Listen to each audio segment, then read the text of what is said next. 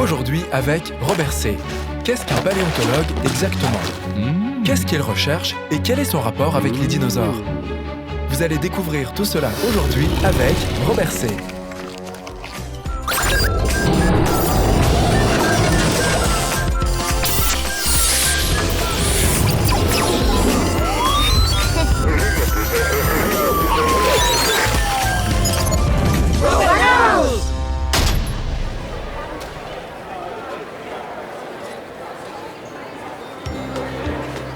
Hein? Qu'est-ce que c'est que ça? Ce sont des balles de tennis de l'âge de pierre? Non, Bennett. Ce sont les restes fossiles d'un dinosaure. Les quoi? Berk, des crottes de dinosaures.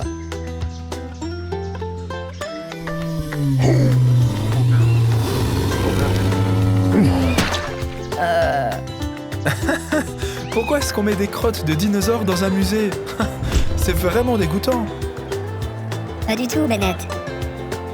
Ces fossiles ont au moins 66 millions d'années et sont l'une des rares indications qu'il y avait autrefois sur Terre des créatures très différentes de celles d'aujourd'hui.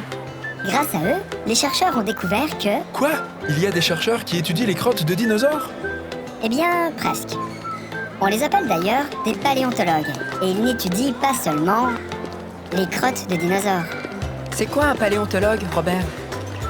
Un paléontologue est un scientifique qui étudie les plantes et les animaux fossiles anciens et partiellement éteints, par exemple les dinosaures. Hein? Et qu'est-ce que ça veut dire, fossile?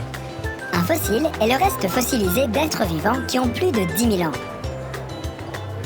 Il peut s'agir d'eau, mais aussi d'empreintes de pieds ou de restes de plantes. Fossilisé? Comment ça?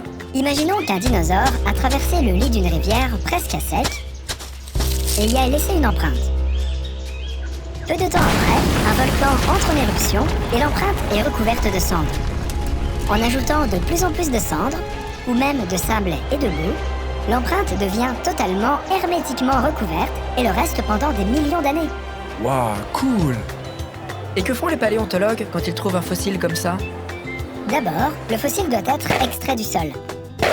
Il est en effet vieux de plusieurs milliers d'années et recouvert de couches de terre de plusieurs mètres d'épaisseur qui se sont déposées sur lui au fil du temps.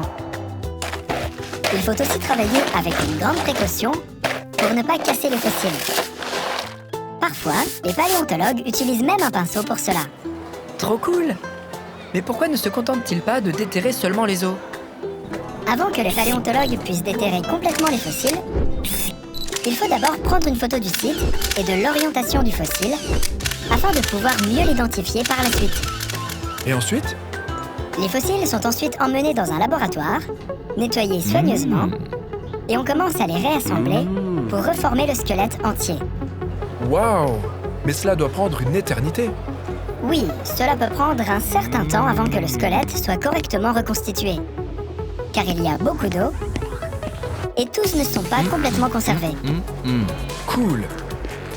Mais j'ai aussi vu des photos de dinos. Comment on sait à quoi ils ressemblaient?